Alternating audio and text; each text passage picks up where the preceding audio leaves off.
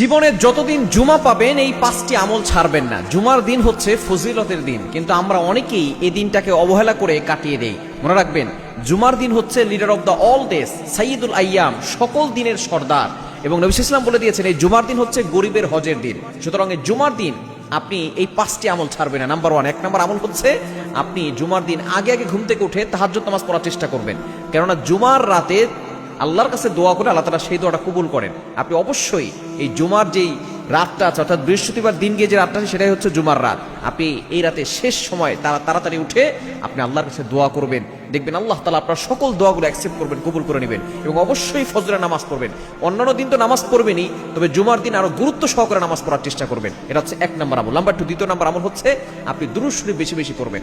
জুমার রাত থেকে আপনি শুরু করে আপনি সারাদিন বেশি বেশি করে দুরূদ পড়বেন। কেননা যত বেশি দুরূদ পড়বেন আল্লাহ তাআলা আপনার বিপদ দূর করবেন, আপনার অভাব দূর করবেন। এবং এই জুমার দিন বৃহস্পতিবার যে রাতটা, সেখানে নবীজি সাল্লাল্লাহু আলাইহি সাল্লামের কাছে কিন্তু আমাদের আমলগুলো যে দুরূদ পড়েছে এগুলো নবী সাল্লাল্লাহু আলাইহি ওয়াসাল্লামের কাছে পেশ করা হয়। এজন্য যত বেশি পারেন আপনি জুমার দিনে দুরূদ শরীফে আমল করার চেষ্টা করবেন। এবং 3 নম্বর আমল হচ্ছে সূরাতুল কাহাফ তেলাওয়াত করা। আমরা অনেকে এটা করতে চাই না।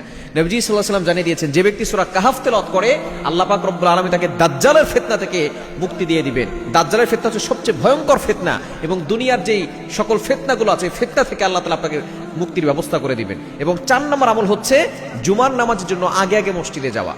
এটা সবচেয়ে ফজিলতপূর্ণ এবং এতটা সওয়াব হয় যদি আপনি জুমার দিন আগে আগে সুন্দর করে গোসল করে আগে আগে আপনি মসজিদে চলে যান, কারোর সাথে কথা না বলে একেবারে খতিব সাহেবের সামনে বসে চুপচাপ করে খুতবা শুনেন। আল্লাহ তাআলা প্রতিটা কদমে কদমে 1 বছর নফল রোজা এবং 1 বছর নফল ইবাদত করার সওয়াব আল্লাহ তাআলা আপনার আমলনামায় দান করে দিবেন। এজন্য আপনি আগে আগে মসজিদে যাবেন, কারোর সাথে কথা না বলে আপনি সেখানে বসবেন। এবং 5 নম্বর আমল হচ্ছে আপনি জুমার দিন কিছু সময় দোয়া কবুল হয় সে সময় দোয়া করবেন। বিশেষ করে জুমার যে 2 খুতবা মাঝখানে যে খতিব সাহেব বসে ওই সময় আপনি দোয়া করবেন এবং জুমার নামাজের পরে দোয়া করবেন।